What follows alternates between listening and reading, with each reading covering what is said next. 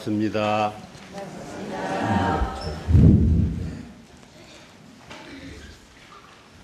이렇게 건강한 모습으로 뵙게 돼서 반갑고, 특히 가정에 계시면서 수행 정진하신 원로님들 이 자리에서 뵈니까 더욱 반갑습니다. 오면서 보니까 어떻게 꽃이 아름답게 피었는지, 대각 개교절을 환희의 달로 천지자연도 축하해드리고 그러는 것 같습니다. 정말 생각해보면은 대종사님께서 대각을 안 하셨으면은 이렇게 보일 수가 있을까? 또 대각을 안 하셔서 교단을 안 만드셨으면은 나는 어디서 무슨 일을 하고 있었을까? 여기 앉아 계신 분들도 그러실 것 같아요.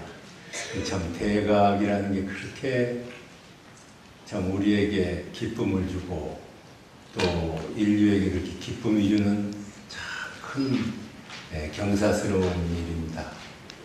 교단은 그동안에 이제 여러 선진들께서 정말로 무아봉공의 그 정신으로 교단을 잘 갖고 오셨습니다.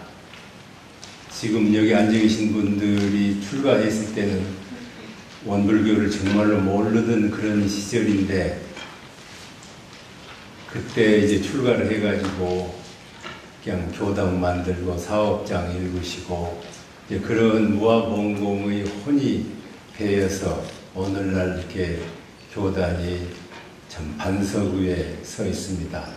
때로는 우리가 교단이 더 발전했으면 좋겠다 그런 생각을 해보는데, 생각해보면은 한국의 원불교가 이렇게 많이 알려지고 또 세계적으로도 많은 이제 교당을 만들고 이렇게 발전하는 것은 정말로 어려운 일입니다. 이런 것들이 여기 앉아 계신 모두 무아봉공의 산 증인 여러분들이 다 이렇게 마련해 주신 것에 대해서 참 그리고 감사하고, 또 이제 후진들을 믿어주시고 늘 호령해 주시고 기도해 주신 덕으로 교단이 크게 이제 앞으로 발전할 것입니다. 원기 100년 몇월 며칠 그러면 그 마음이 100년이구나 그런 생각을 하면서 참 이렇게 우리가 100년을 만들기까지 얼마나 노고가 많았을까 그런 생각을 합니다.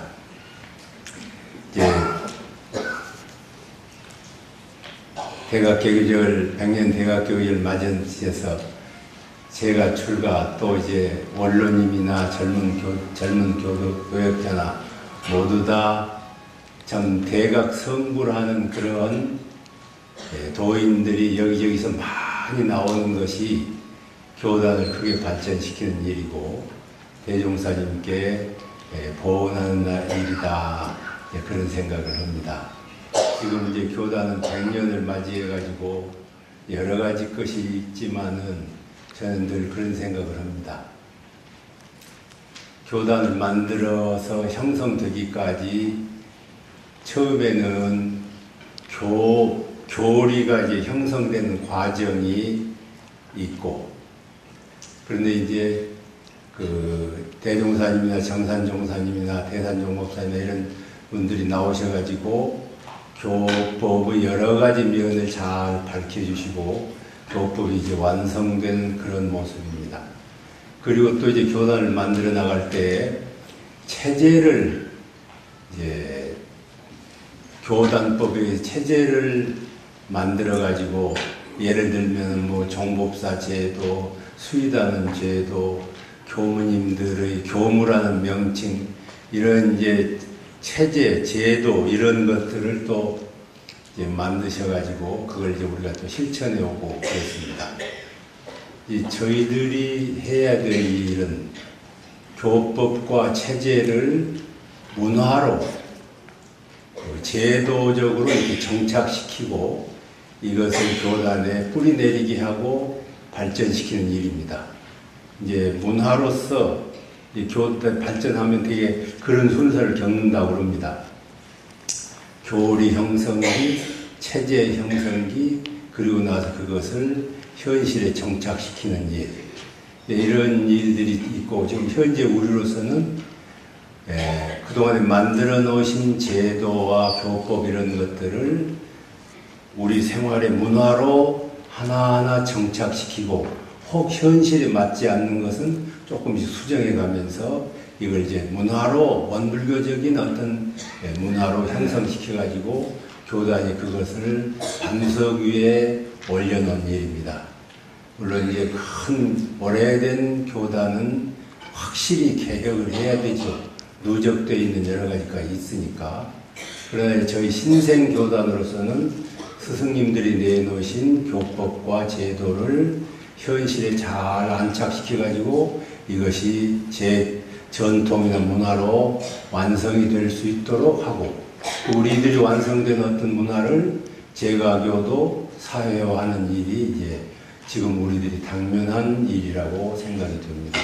이런 일들이 차근차근히 잘 이루어지고 있는 것 같아요. 이제 전망품을 보면은 풍우가 지나가고 난 다음에 일시화발 만세풍이다.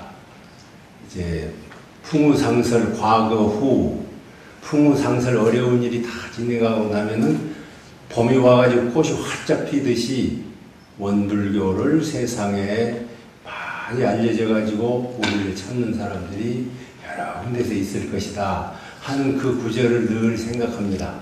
아마 이제 일시화발 만세춘, 이렇게 봄이 오면 참 꽃이 피어나고 그러듯이 이 대유정법을 알아가지고 세상이 우리를 요청하고 그럴 것으로 믿고 그런 희망을 가져봅니다. 그리고 점점 모든 이 세상 돌아가는 걸 보면은, 그 현상을 보면은 원불교적인 방향으로 계속 돌아가는 것 같아요. 가까이 있는 이 학교를 보면은 그전에는 가르쳐서 내보내면 되었는데 이제는 취직이 되냐 안 되냐 그렇게 물어봐요. 그 이 말은 취직이 되고 안 되는 것은 실천할 줄 아냐 그걸 묻는 것 같아요. 알고 실천하고. 그리고 모든 것들은 그 원불교에서 주장하는 방향으로 모든 일들이 이루어 나가니까 세상의 변화하고 원불교를 찾는 그런 경우가 많이 생길 줄로 생각이 됩니다. 지금 이제 여기 와서 이야기를 하려면 참 힘들어요. 뻔히 아는 것도 다시 생각해지고, 그래서 제가 힘든 줄 아세요? 저만 그런 것이 아니라 다 그럴 것입니다. 여기 오면 꼭 그 생각이 얼른 나요. 이 공자님 앞에서 논어를 해석해야 되니까 좀 딱하다. 이제 그 생각을 합니다. 요즘 이제 제가 훈련원 나와가지고 33조사, 과거 8불과 33조사의 개성을 지금 하나하나 해석하고 있습니다.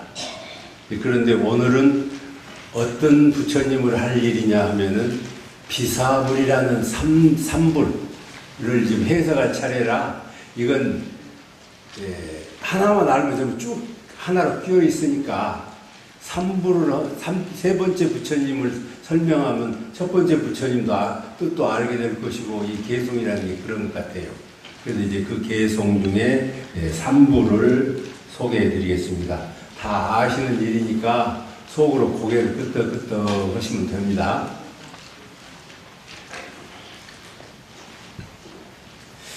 우리가 흔히 이야기하는 것으로 중국의 어떤 세탁업을 하는 사람이 세탁을 하는데 시어머니가 빨래를 하면 어찌 이렇게 하얗게 잘 되고 며느리가 빨래를 빨면 누렇티했답니다. 이야기 들으셨죠? 그래서 돌아가신 무렵에 며느리가 시어머니한테 어떻게 빨래를 하시면 그렇게 하얗게 됩니까? 그러니까 그때 돌아가시면서 유언을 그랬답니다. 도둑자라. 그랬다 그래요. 근데 그걸 놓고 가만히 우리 생각해 보면은 일생을 살고 정말로 마지막 해줄 말이 무엇인가? 이런 고생도 하고 저런 고생을 하고 살았는데 내가 정말로 후손들한테, 내 자식들한테 이거다 하고 유언으로 전해줄 말이 무엇인가? 3세의 모든 부처님들은 유언으로 개송 하나씩을, 전법 개송 하나를 내려요. 그러듯이 우리도 일생을 수행정진하고 살았는데 이거다 하는 유언 같은 정말로 그 무엇이 있고 그걸 가지고 평생을 사셨죠. 이제 개송을 쭉 보다 보면은 이분은 평생을 이걸로 또 알아보고 실천하고 이렇게 저렇게 하고 쭉 하다가 이 말을 내가 제자들한테 전해줘야겠다, 후손에게 전해줘야겠다 해가지고 나는 개송이 부처님들의 유언이라고 생각합니다. 그래서 오늘 지금 이제 비사 부부의 유언장을 제가 설명을 하겠습니다. 그리고 여기 앉아 계신 수행 정진하신 우리 원로 스승님들께서는 무엇을 어떤 것이 내가 꼭 해야 되겠구나 하는 걸 가지고 평생을 사시면서 나는 무슨 말을 전할까 아마 이제 그런 것들이 준비가 되시고 그랬을 것 같습니다. 그래서 이제 뭐 다 아시는 일이지만은 그래 이제 이것이 네팔은 이런답니다. 제사를 지내면 7대 조상까지 제사를 지낸대요.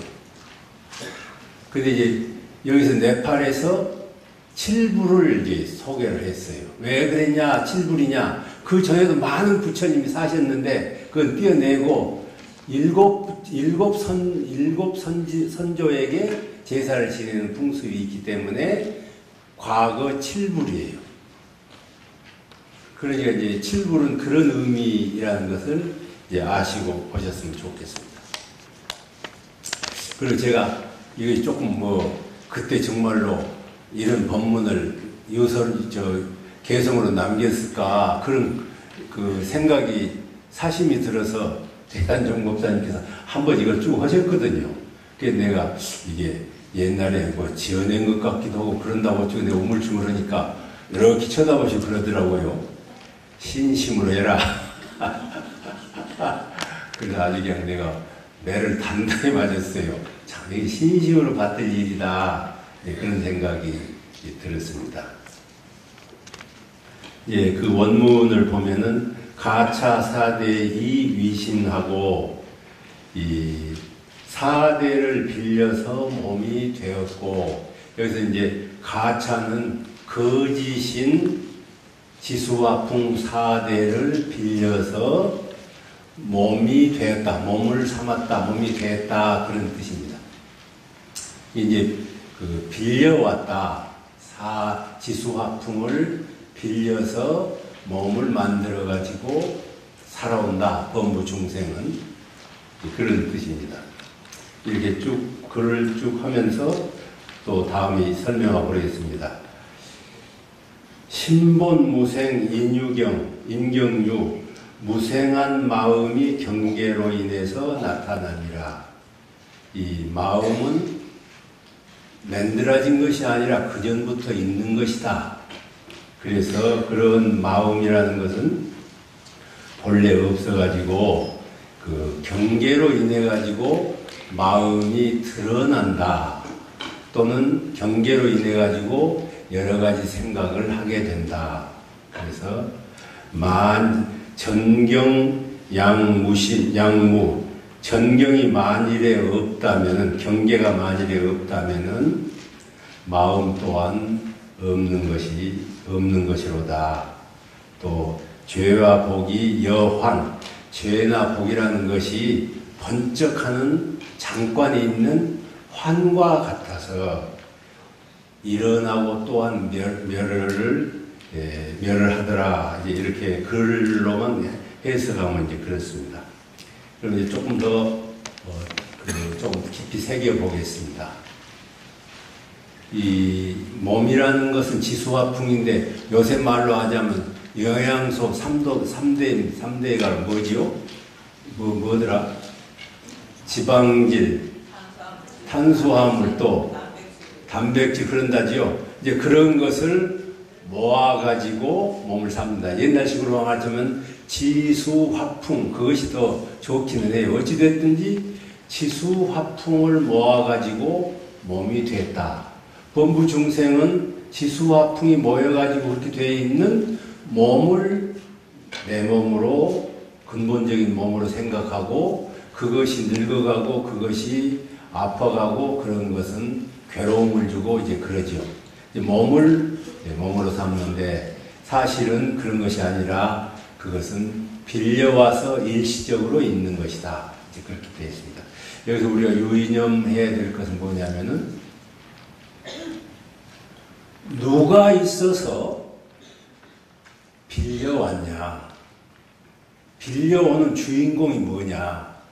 가령 예를 들면은 내가 누구 뭐 좀 빌려주세요 하면 빌려달라고 하는 주인이 있고 빌려오는 물건이 있겠죠.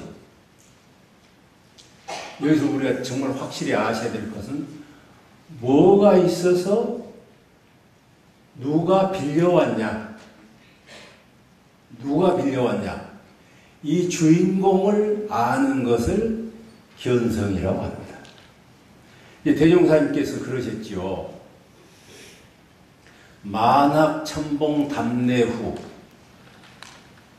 만학 여러 이산저산을 답례했다. 그런 뜻은 이렇게 수행도 해보고 저렇게 수행도 해봤다. 그런데 무속무적 주인을 만났다. 주인을 만났다. 속되지 욕심에 찌려 있지도 않고 무속, 무적, 흔적도 없는 그 주인을 만났다. 그게 이제 견성이고 그것이 대각이시겠죠. 우리도 나는 누가 있어서 밥을 먹고 밥 먹여 달라고 하는 것이 그 주인 하나가 있다. 통화가 됐나요? 제가 어디 대학에 2학년 때인가 1학년 때인가 통도사를 갔어요. 그전에는 더 그런 이야기를 했는데 가서 이제 뭐 여기가 무엇이고 그런 이야기를 했는데 가고 구경했는데 가만히 생각해보니까 여기까지 와갖고 더 큰 스님이랑 만나고 그래야지 이게 말이 아니다 그래가지고 한 사람 끌고 같이 가자 그래가지고 갔는데 그냥 경봉 스님 같아요. 그래가지고 절을 하고 그랬더니 뭐 이제 여기다 뭘 여러 가지 걸 쌓아놨더라고요. 뭐 옷도 쌓아놓고 막 그래가지고 앉아 계시더라고요. 그래서 법문은 꾹뻑절하고 법문은 내주십시오 그랬어요. 참 생경한 일이죠. 그랬더니 이 스님이 나를 찬찬히 쳐다보시더니 이름이 무엇입니까? 그러더라고요. 그래서 장응철이라고 그랬더니 그냥 장자는 빼고 무슨 자요? 그랬더라고요. 응아릉자 밝을 철자입니다. 밝게 응하란 말이네요. 그러더라고요. 그래서 그렇다고 그랬더니 누가 밝게 응합니까? 그걸 묻더라고요. 누가 밝게 응하냐? 누구 밝게 응하는 그 주인이 누구냐? 그걸 아시겠어요? 그걸 알겠어? 그러더라고요. 근데 전혀 모르겠어요. 누가 밝게 응하냐? 밝게 응한단 말은 경계를 응한단 말 아닙니까? 그 옆에 아마 서삼성이로 생각돼요. 같은 학년이었으니까. 삼성이라고 그러니까 3번 반성하는 주인이 누굽니까? 그렇게 묻더라고요. 근데 정확하지는 않는데 그거.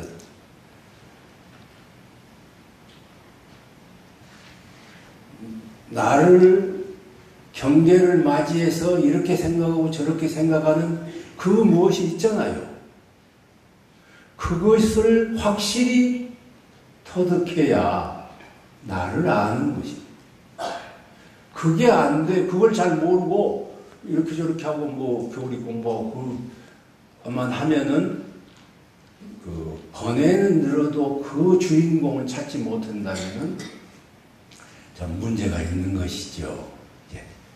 또 예를 하나 더 들겠습니다. 아니, 자꾸 이렇게 잔말이 많아, 내가 하다 보는데.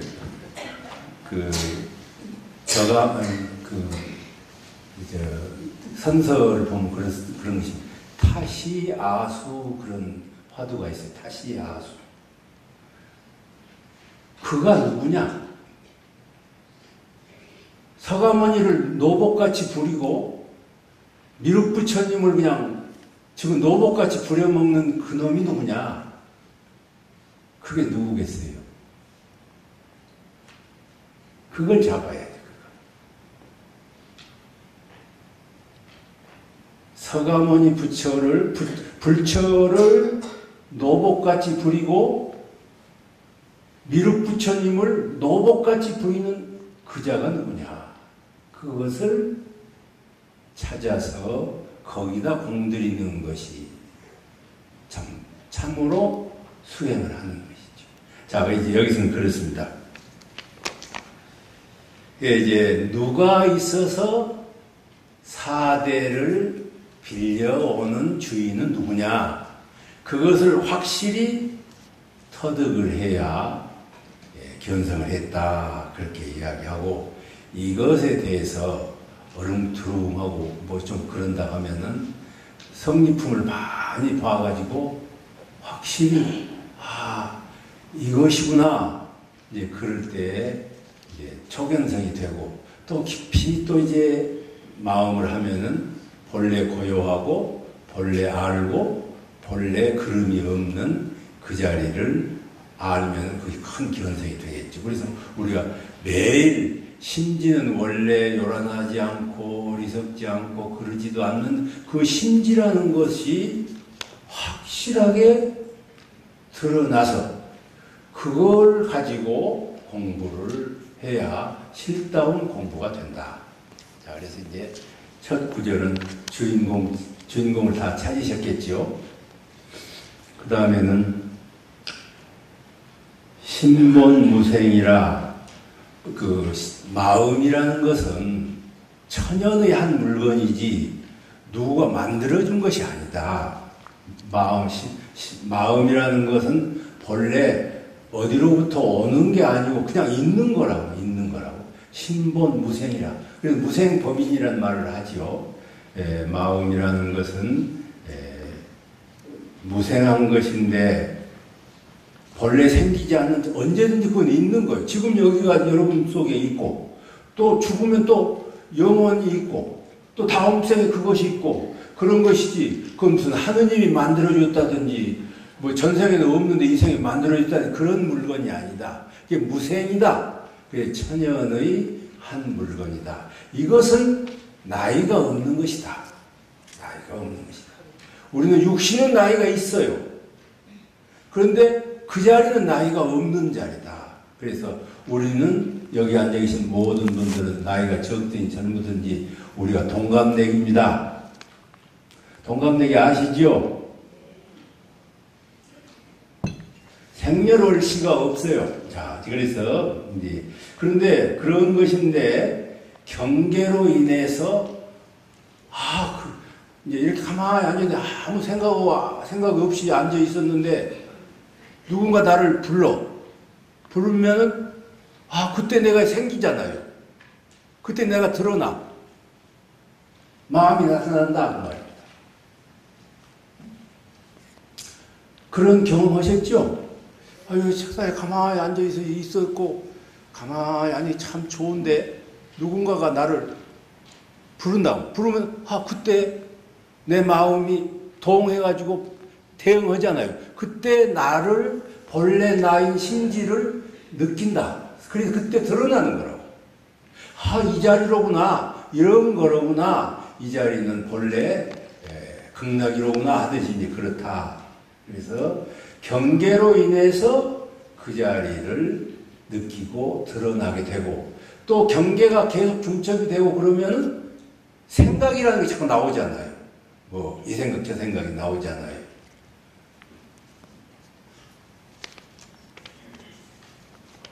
그러니까 무생한 마음이 경계로 인해서 본래 그 마음이 드러나고, 또 생각을 여러 가지로 하면은 거기서 이제 생각이 겹쳐져 가지고 업이 쌓이고 또 능한 점이 생기고 이제 그래 가지고 이제 그런다 그런 뜻입니다.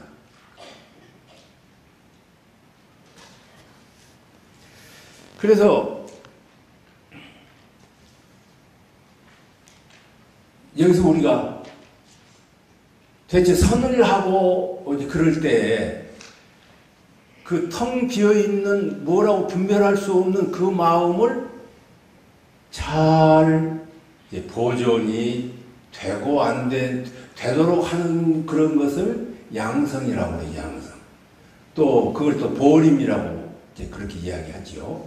자, 그러니까 여기서는 확실히 무생한 그 마음을 확실히 우리가 이제 알아야 된다. 이제 이야기하면 그렇습니다. 그 자리를 확실히 알면은 일처간이 생긴다. 여기 왜 그럼 티베트 불교 같은 데 보면 여기가 눈 하나가 있거든요. 여기가 눈이 물론 여기가 뭔가 이렇게 단전하고 관계가 있긴 있는 것 같아요. 밝아지는 것 같긴 한데 그건 뭐냐면은 하나의 본래 마음을 아는 하나의 눈이 생긴다. 해안이 생긴다. 그런 뜻으로 생각할 수가 있을 것입니다. 이제 그 다음에는 전경이 양무하면은 심역 무라. 만일에 경계가 없다면은 앞에 있는 당하는 경계가 없다면은 마음 또한 없는 것이다. 여기가 아까 좀 전에 이야기했던 것처럼 이제 보림, 양성 이제 그것인 것 같아요. 이게 참 어려운 것 같아요. 이 견성하는 것이 그 공이 얼마나 드는가 하면은 1000가지 공이 든다 하면은 양성하고 솔성하는 것이 억만 공이 드는 것 같아요. 물론 이제 근기에 따라서 다르시겠죠.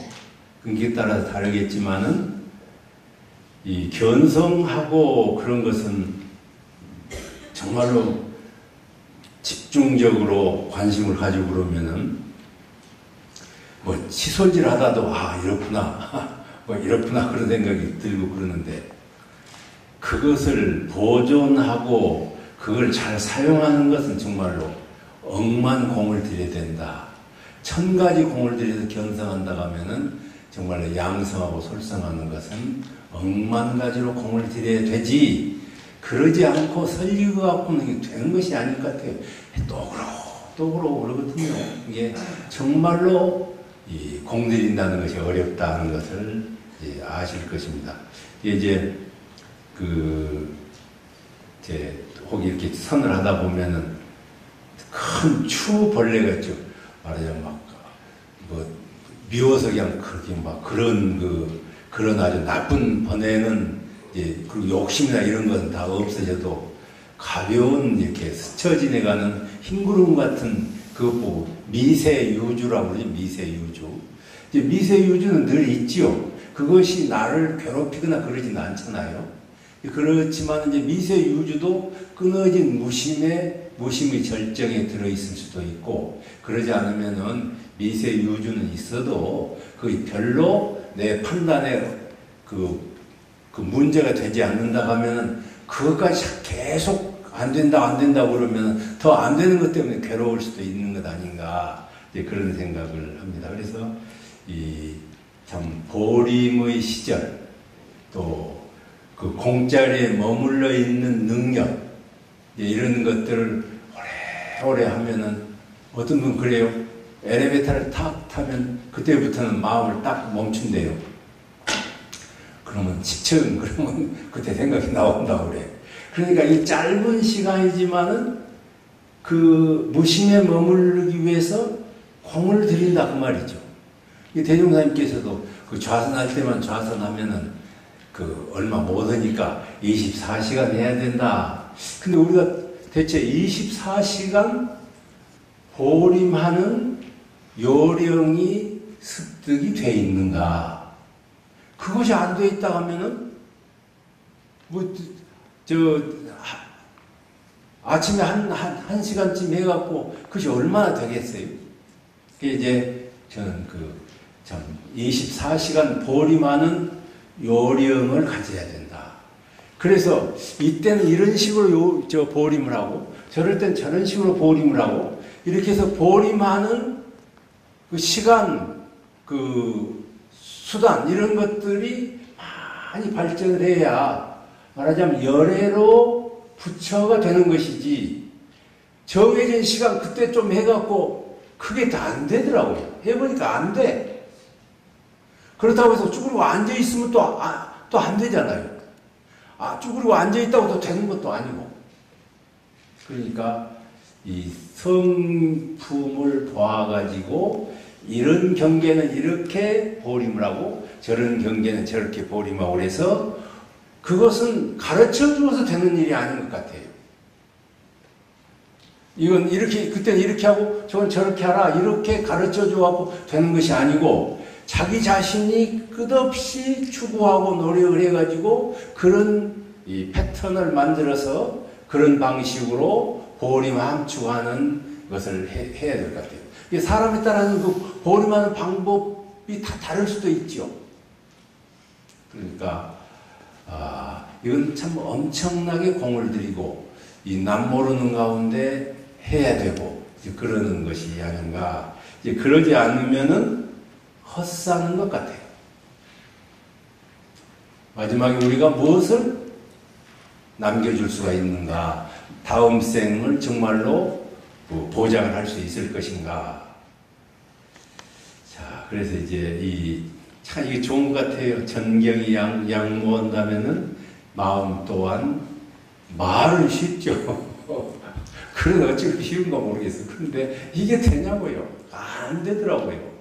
더 해보고 또 해보고 그렇게 해서 결국에는 그 정득이라는 거, 무심을 정득하는 그런 경계가 와서 야, 이렇게 죽으면은 괜찮겠다. 또 선악간 경계를 딱 역경을 만나고 뭐 그렇게 할 때 참 이 마음을 가지고 대처하면 되겠구나. 그런 어떤 많이 하면 어떤 수준이 되지요. 그것을 또 뛰어넘고 이렇게 해가지고 보림의 단계를 그래 이제 보고 또 이제 대산종법사님 법을 보면 보림이 뭐 열 몇 가지가 있어요. 처음에는 왜 저렇게도 많다냐 그랬는데 해보면 대체 저것을 이런 경우는 이렇게 하고 저런 경우는 저렇게 해야 되겠구나 그런 생각이 들더라고요. 그래요. 이거 대산종법사님 보림 방법이죠. 그럼 나는 어떻게 해야 될 거냐 좀 다를 수도 있겠죠. 이제 보림이라는 말을 잘 새겨야 된다. 그래 생사 자유를 할 수가 있고 정의 자유를 할 수 있고 또 이제 고락에 대한 자유를 얻을 수가 있지. 이것이 안 된다면은 정말로 문제다. 그 다음은 이 죄복이라는 게 여환기영렬이라 죄와 복이라는 것이 환과 같다. 환이라는 건 그렇잖아요. 누가 주먹으로 눈을 탁 치면 번쩍하는 거 있죠. 그걸 번쩍하는 걸 환이라고 합니다. 금방 없어지죠. 1초보다 더 빠르게 없어지는 것이 환인데 죄복이라는 걸 이제 그때는 몰라도 지내놓고 보면은 다 죽으면 헛것인 것 같고 지내가 버리면 헛것이고 내가 가지고 있는 건 남것 되는 것이고 다 이렇게 돌고 도는 것인데 이 환이라는 것이 참 헛것이더라. 이제 그렇게 이제 말씀은 이제 생기고 멸하고 생기고 되게 이제 그런 거지요. 마음이 생겨가지고 생주 이멸 그러죠. 생주 이멸. 그래서 이제 어떤 경계가 있으면은 좋다 이제 생각하지요. 그리고 얼마나 그것이 지속이 되지요. 주 했다가 얼마 있으면 변하지요. 변하고 나중에 보면 언제 그 생각에서 없어지잖아요. 되게 이제 이렇습니다. 마음이 생기는 그 순서를 보면 그렇습니다. 처음에는 촉입니다. 감각이 이렇게 누가 이렇게 딱 촉이 왔잖아요. 촉이 왔어도요. 자기를 일으켜야 이게 나한테 이렇게 들어와요.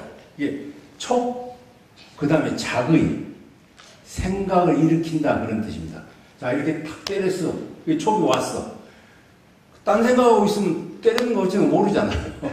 근데 딱 이렇게 하고 자의를 일으켜요. 아, 저놈이 나를 때릴 수가 있어. 그렇게 생각을 하거든요. 그 다음에 자의, 상, 사 그런 순서를 거친다고 그래요. 상은 왜 그래? 그렇게 해서 큰 틀로 생각하는 것이고 그 다음에는 깊이 생각하는 것을 사 그렇습니다. 그게 촉, 자의, 수 받아들이고 그 다음에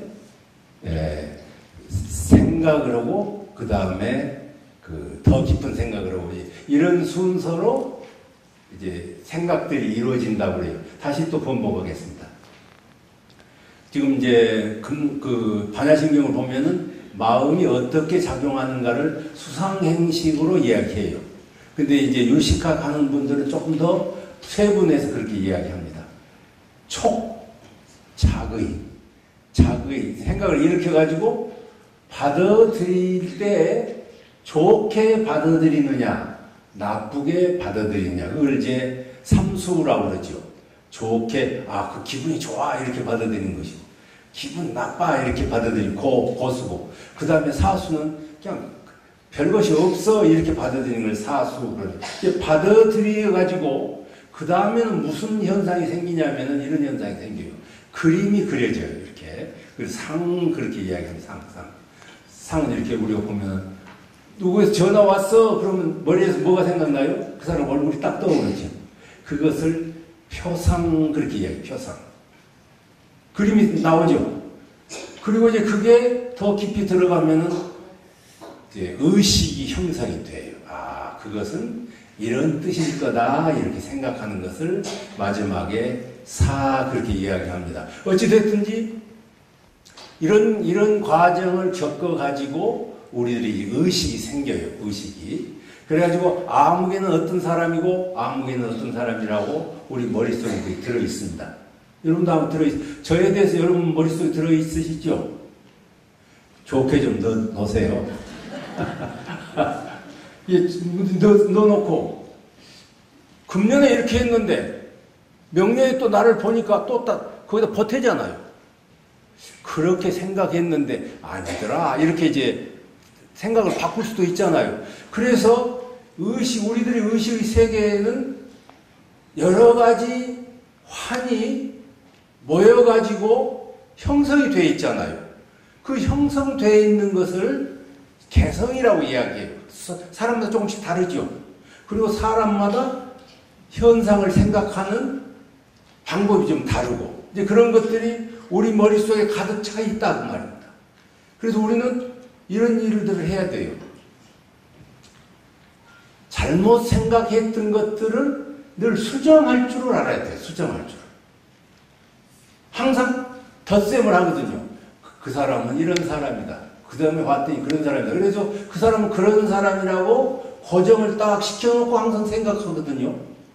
그러니까 그 사람이 이렇게 변했는데 내 생각은 이렇게 생각하고 있어요. 그래서 이제 세상은 문제가 생기는 거예요. 나는 이제 영산대학에서 초급 교무를 갔는데 우리 교무님들이 여기 원로원에 오셨어요. 그 원로가 되시고 오셨어요. 그 교무들 보면은 옛날 어렸을 때 생각이 나갖고 아무게 그럴 때가 있어요. 그 대답을 응 하고 그냥 이렇게 해버릴 때가 있어요. 그러니까 내 생각은 그 사람에 대한 것은 영산대학에서 만들어진 그 의식을 그대로 가지고 있어요. 그래가지고 늙었는데 배가 붙이는 훨씬 원로가 되었는데 함부로 대할 수도 있거든요. 그러니까 이 의식은 바꿔줘야 돼요. 고쳐야 돼요. 내버려 둬야 돼요. 내가 가지고 있는 의식하고 현실하고 안 맞을 때 문제가 생기는 거 아니에요. 우리가 문제가 있는 건 되게 기분 나쁘고 좋아하고 그런 건 뭐냐면은 내가 가지고 형성했던 의식하고 지금 저 사람이 현실하고 괴리가 크게 생겼을 때 문제가 생기잖아요. 그러니까 우리가 공부한다는 건 어떤 의미에서는 내가 가지고 있는 잘못된 의식을 좋은 의식으로 바꾸는 일이 수행에 굉장히 중요한 일. 이게 다른 것이 아니라 설성입니다. 바꾸는, 정견이 된 대로 바꾸는 것이 설성이에요. 그게 설성입니다. 다른 게 설성이 아니야. 그거를 해놓지 않으면 안 된다고요. 누가 이쁜 사람 있잖아요. 언제 봐도 이쁘거든요. 근데 지금 이쁜 짓 안 해도 이뻐. 그건 잘못한 것이죠. 정견이 안 되는 것 아니에요. 그러니까 항상 그 사람이 뭔 말하면 응 좋다 좋다 그러잖아요. 그럼 미운 사람은 계속 미워. 늙어 죽을 때까지 미워. 그러면 잘못 생각하는 거 아닙니까? 그러니까 그것을 바꾸는 것이 설성의 가장 중요한 요령인 것 같아요. 지금 여기 앉아 계시는데, 저도 이제 여기 앉아 계시는 원로님들에 대해서 인상이 여러 가지 것들이 있거든요. 근데 옛날 인상 가지고 지금 생각하면 틀리잖아요. 그러니까 그 사람을 상대해가지고 내가 복을 빌어올 수 있겠어요? 안 되죠. 그러니까 가장 중요한 것은 내가 가지고 있는 의식이 집적되어 있는 환이 모아져 가지고 쌓이고 쌓였던 어떤 것들이 있는데 그것을 고칠 줄 알아야 된다. 그래서 늘 고쳐가지고 항상 현실 그대로를 놓고 볼 줄 알아요. 지금 이 상태를 볼 줄 알아야 설성이 정말 잘 되지. 그러지 않고 꼭 선입견을 가지고 보거든요. 그래서 우리가 괴로워지고, 죄 짓고, 그러는 것 같아요. 우리가 그렇게 생각하잖아요. 정치하는 사람 다 그래. 다 그런 사람도 있고, 안 그런 사람도 있을 것 아닙니까? 그게 맞죠? 노인네들은 다 그래. 또 그렇거든요. 노인들이 그렇지 않는 노인도 있을 것 아닙니까? 그러니까, 이 과거에 내가 가지고 있는 것이, 그러면 이제, 과거에 보았던 걸 전부 부정하는 것이냐? 또 부정하면 또 안 돼요. 왜 그러냐면 교육이 필요 없잖아요. 다 전에 가지고 있던 생각이 전부 나쁜 생각이라고 한다고 하면 교육시킬 필요 없잖아요. 그러니까 일단은 정확하게 보고 과거 것을 배상해가지고 맞춰보는 그런 과정이 중요한, 그 설성의 가장 중요한 일인 것 같아요. 가령 예를 들면은 이것은 나쁜 것이다고 생각해도 나쁜 것이니까, 교육받을 때 나쁜 것이니까. 그랬는데 지금 보니까 교육받을 때는 그렇게 했는데 지금 그렇지 않거든요. 그러면 과거 것하고 지금 것을 이렇게 딱 버텨보니까 아, 저 사람이 괄목상대할 정도로 좋아졌구나. 그렇게 봐야 맞거든요. 근데 과거 것이 전혀 없으면은 어떤 문제가 생기냐면은 교육이 필요가 없어져요. 아, 이거 좀 통화가 됐나요? 가만히 좀 통화가 덜 된 것 같아요. 자, 그래서 이제 다시 또 그 복잡하게 돌아가겠습니다.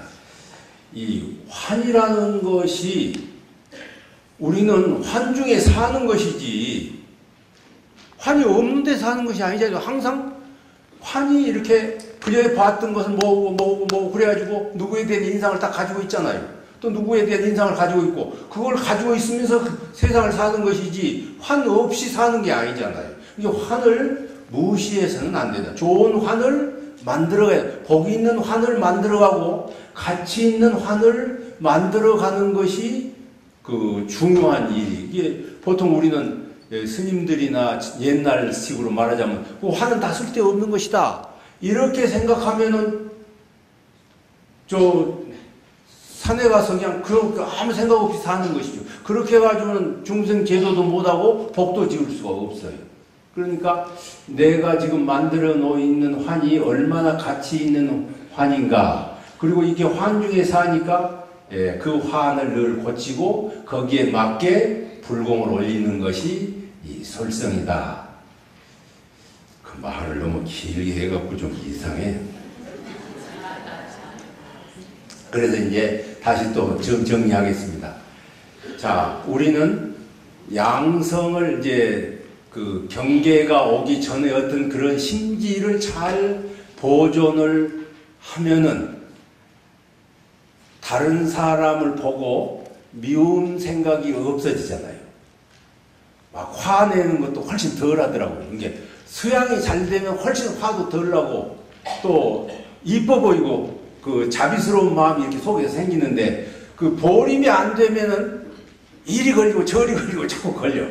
그러니까 좀 문제가 생기는 것이. 그러니까 기본적으로 보림을 양성을 많이 해 두면은 현실에서 이 생각 저 생각을 할 때 자유롭게 해서 창의력도 생기고 복을 짓는 설성도 잘 할 수가 있다. 이 환이라는 것은 가치 있는 환을 쌓아두어야 된다. 그것이 복이 되니까. 그리고 그 환을, 그 가치 있는 환이라도 항상 거기에 거기에 집착해서는 안 된다. 거기에 묶여 있으면은 안 된다. 되게 이제 우리가 한국말을 하면 그런 것 같아요. 이제 한국말을 하면은 정하시죠. 깨끗하고 바르죠. 깨끗하고 바르니까 바른 테두리 안에서 살아요. 그래가지고 다른 모습을 볼 수가 없어요. 어떤 이렇게 틀에 갇혀버린다고. 좋은 틀에, 좋긴 해도 좋은 틀에 갇혀가지고 고운 때도 때가 되는 거예요. 그래야 그것을 벗어나려면 어떻게 해야 되냐면은 더욱더 양성을 많이 하면은 그 흔적이 없는 틀이, 흔적이 없는 마음이 되는 것이죠. 이제 열애는 무흔적이다. 흔적이 없는 사람이 열애다 그러거든요. 그런데 이제 한국말을 하면은 뭐가 되냐면은 깨끗하다는 것, 바르다는 흔적을 가지고 사니까 요새 말로 그런 프레임에 갇혀서 산다고요. 그러니까 더 큰 일을 할 수가 없어요. 더 좋은 안목을, 넓은 안목을 가질 수가 없어요. 그러니까 여기에서는 그럼 어떻게 해야 될 것이냐 하면은 그 흔적이 없는 본래 마음을 많이 함축을 하면은 그 함축된 마음 때문에 흔적이 없어가지고 말하자면 바르고 깨끗한 것도 벗어나서 출가가 되는 것 같아요. 그리고 또 열애가 되는 것 같아요. 그러니까 기본적으로 견성을 하고 양성이라는 걸 엄청 많은 공을 들여가지고 그리고 공들이고 난 다음에는 아까 이야기했던 것처럼 그 자기가 가지고 있는 생각, 좋은 가치 있는 생각들을 많이 넣어놓고 그리고 그것을 실천을 하고 그리고 그 다음에는 어떻게 해야 되냐면은 그것을 자기가 만들어 놓은 가치 있는 여러 가지 의식을 굴리고 다니는 능력, 그 자유를 얻어야 열애가 되는 것이다. 이렇게 생각이 됩니다. 지금 우리 교법은 전체를 놓고 보면은 견성법, 양성법, 설성법이라고 교리가 되어 있어요. 됐는데 실은 제일 많이 되어 있는 것이 설성을 어떻게 할 거냐 하는 것이 제일 많이 있으신 것 같아요. 그러니까 견성, 양성, 설성을 하는 것은 교리 공부를 잘하고 그러면 거기서 이제 그것이 나올 것 같습니다. 자, 이제 시간이 많이 됐습니다. 요새 저는 100세를 산다고 그러잖아요. 여기 앉아 계신 분들도 100세를 사실 것 같아요. 100세를 사시면 이게 홍복이냐 고난이냐, 아니 여러분들 저하고 똑같잖아요. 어쩌세요? 고난이신가요? 제가 생각할 때 그래요. 철없이 10년 사는 것하고 교리도 알고 발 뻗을 자리, 앉을 자리를 다 하고 철이 들어가지고 1년하고 철없이 사는 10년하고 바꾸자면 어떤 거 선택하시겠어요? 이랬잖아요. 그런데 내가 가만히 생각해 봤어요. 내가 철없이 10년 산 것은 죄도 많이 지었고, 이제 그랬을 텐데, 이제 말하자면 알 건 많이 알았잖아요. 또 철이 들어갔고, 발 뻗을 자리 뻗고, 오릴 자리 오리고 철이 들었으니까, 이때 1년이 훨씬 값어진다. 앞으로 우리가 100세를 산다 하면은 20년 내지 30년 살 텐데 이게 얼마나 홍복이냐. 이게 정말 저는 그래요. 시간을 이렇게 많은 시간을 우리에게 주셨으니 얼마나 좋은 일이냐. 이때 정말로 자기가 마음 공부, 성불 제중하는 열애가 되기 위해서 한 30년, 20년, 10년을 공을 들인다고 하면 반드시 돌아가실 때는 대강열애가 돼서 돌아가실 것 아닌가 그런 생각이 들어서 우리 전부 대강열애가 되시기를 축소하면서 이상 마치겠습니다. 감사합니다.